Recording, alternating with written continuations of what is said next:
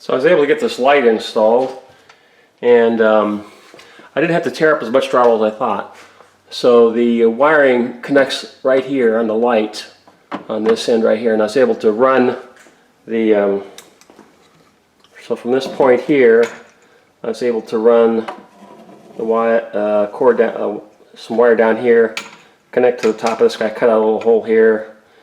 So that's the only hole I had to really cut in this wall that was already there, was right above here. I didn't have to cut a lot of drywall out, which was good.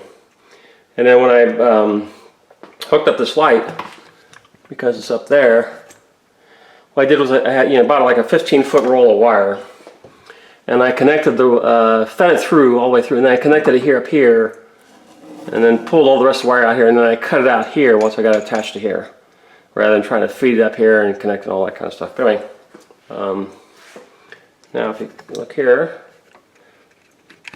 anyway, the slide, I got the slide working. You can see it work right now. I got that.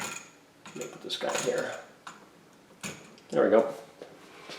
So yeah, I got a nice little light, and this light you can switch it. It's LED, and you can switch it to various colors of light: warm, cool, bright, daylight, whatever.